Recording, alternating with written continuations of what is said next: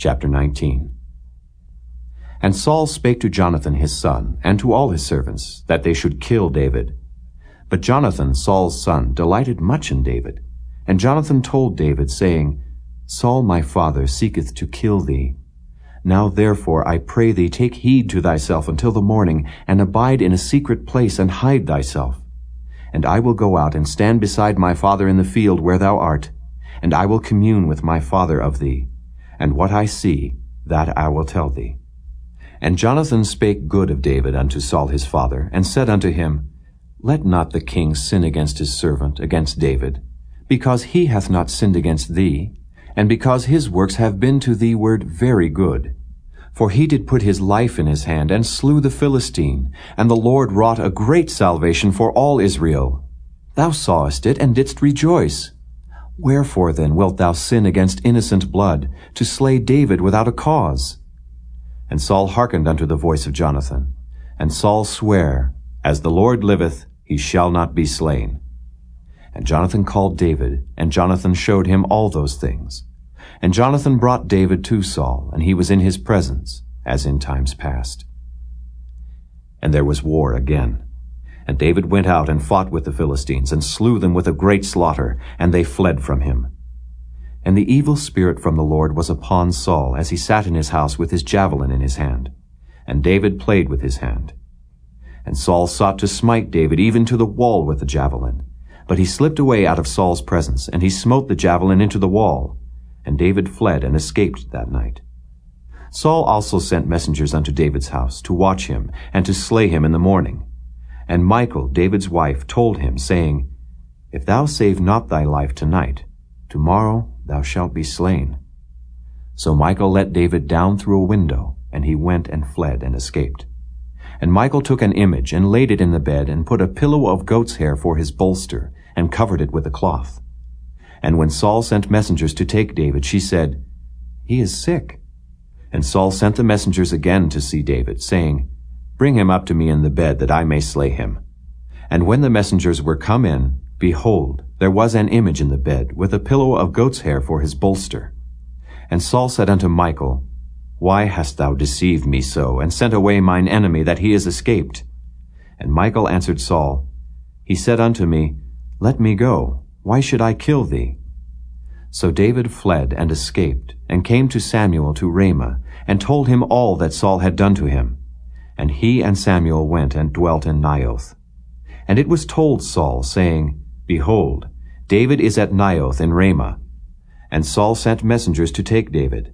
And when they saw the company of the prophets prophesying, and Samuel standing as appointed over them, the Spirit of God was upon the messengers of Saul, and they also prophesied. And when it was told Saul, he sent other messengers, and they prophesied likewise. And Saul sent messengers again the third time, and they prophesied also. Then went he also to Ramah, and came to a great well that is in Secu. And he asked and said, Where are Samuel and David? And one said, Behold, they be at Naioth in Ramah. And he went thither to Naioth in Ramah. And the Spirit of God was upon him also. And he went on and prophesied until he came to Naioth in Ramah. And he stripped off his clothes also, and prophesied before Samuel in like manner, and lay down naked all that day and all that night. Wherefore they say, Is Saul also among the prophets?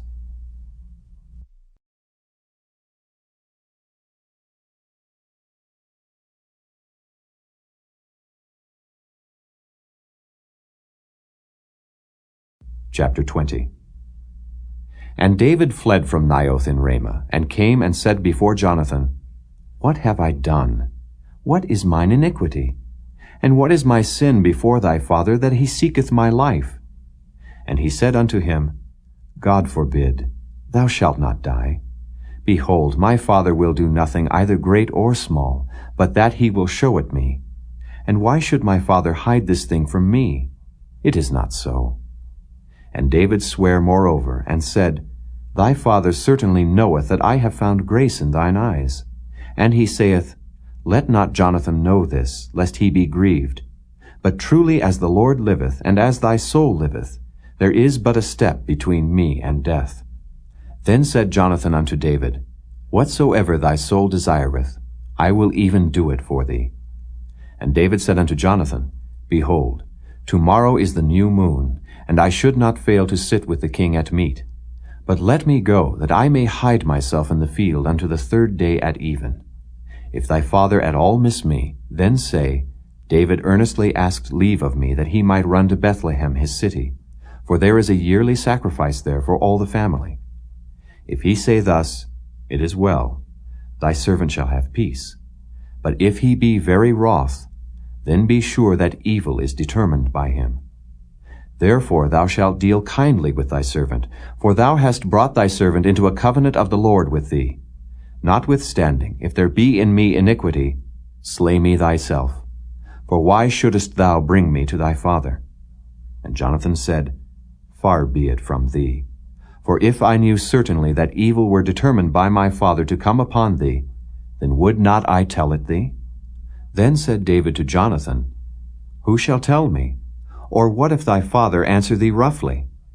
And Jonathan said unto David, Come, and let us go out into the field. And they went out both of them into the field. And Jonathan said unto David, O Lord God of Israel, when I have sounded my father about tomorrow any time, or the 3rd day, and behold, if there be good toward David, and I then send not unto thee, and show it thee, the Lord do so and much more to Jonathan. But if it please my father to do thee evil, then I will show it thee, and send thee away, that thou mayest go in peace. And the Lord be with thee, as he hath been with my father. And thou shalt not only while yet I live show me the kindness of the Lord, that I die not, but also thou shalt not cut off thy kindness from my house forever. No, not when the Lord hath cut off the enemies of David every one from the face of the earth. So Jonathan made a covenant with the house of David, saying, Let the Lord even require it at the hand of David's enemies.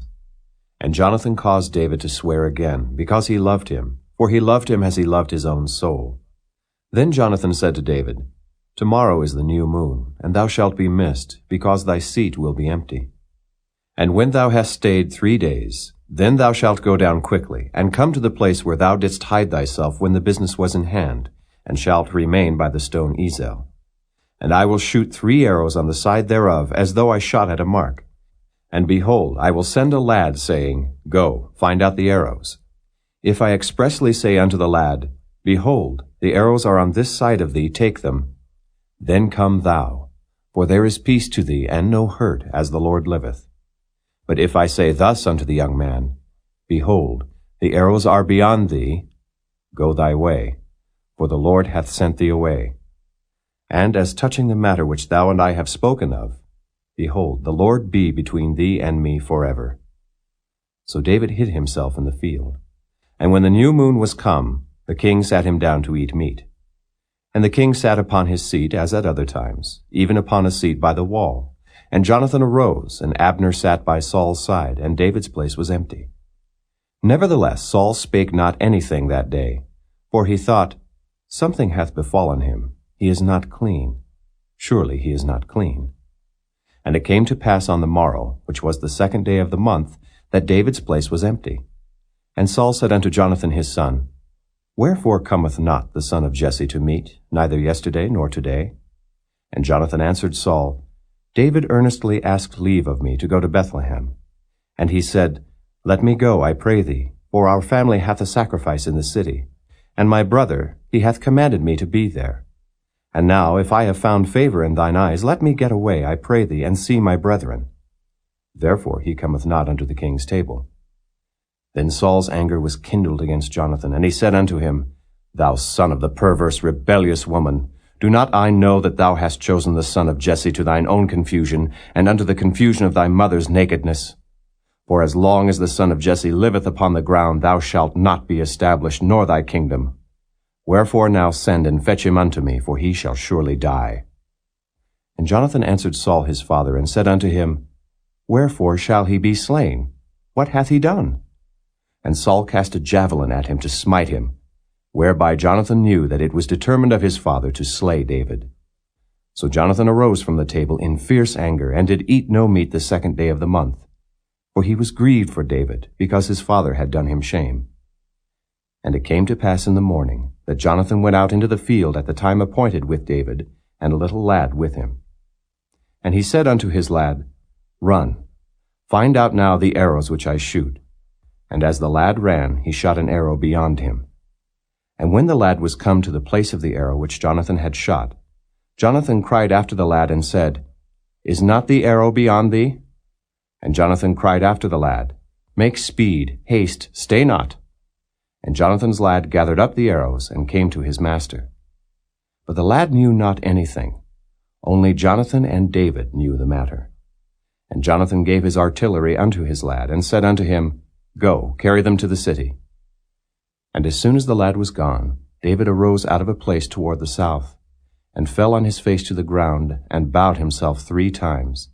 And they kissed one another, and wept one with another, until David exceeded.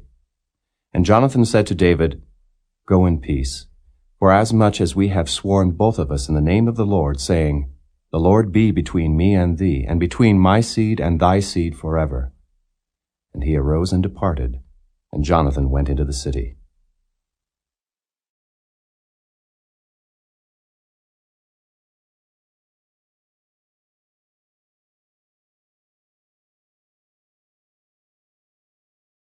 Chapter 21. Then came David to Nob, to Ahimelech the priest. And Ahimelech was afraid at the meeting of David, and said unto him, Why art thou alone, and no man with thee? And David said unto Ahimelech the priest, The king hath commanded me a business, and hath said unto me, Let no man know anything of the business whereabout I send thee, and what I have commanded thee. And I have appointed my servants to such and such a place. Now therefore, what is under thine hand? Give me 5 loaves of bread in mine hand, or what there is present. And the priest answered David and said, There is no common bread under mine hand, but there is hallowed bread, if the young men have kept themselves at least from women. And David answered the priest and said unto him, Of a truth, women have been kept from us about these 3 days since I came out, and the vessels of the young men are holy. And the bread is in a manner common, yea, though it were sanctified this day in the vessel. So the priest gave him hallowed bread, for there was no bread there but the showbread that was taken from before the Lord, to put hot bread in the day when it was taken away. Now a certain man of the servants of Saul was there that day, detained before the Lord. And his name was Doeg, an Edomite, the chiefest of the herdmen that belonged to Saul. And David said unto Ahimelech, And is there not here under thine hand spear or sword? For I have neither brought my sword nor my weapons with me, because the king's business required haste. And the priest said, The sword of Goliath the Philistine, whom thou slewest in the valley of Elah, behold, it is here wrapped in a cloth behind the ephod. If thou wilt take that, take it, for there is no other save that here. And David said, There is none like that. Give it me. And David arose and fled that day for fear of Saul, and went to Achish the king of Gath. And the servants of Achish said unto him, Is not this David the king of the land? Did they not sing one to another of him in dances, saying, Saul hath slain his thousands, and David his 10,000s? And David laid up these words in his heart, and was sore afraid of Achish the king of Gath. And he changed his behavior before them, and feigned himself mad in their hands, and scrabbled on the doors of the gate, and let his spittle fall down upon his beard. Then said Achish unto his servants, Lo, ye see the man is mad. Wherefore then have ye brought him to me? Have I need of madmen, that ye have brought this fellow to play the madman in my presence? Shall this fellow come into my house?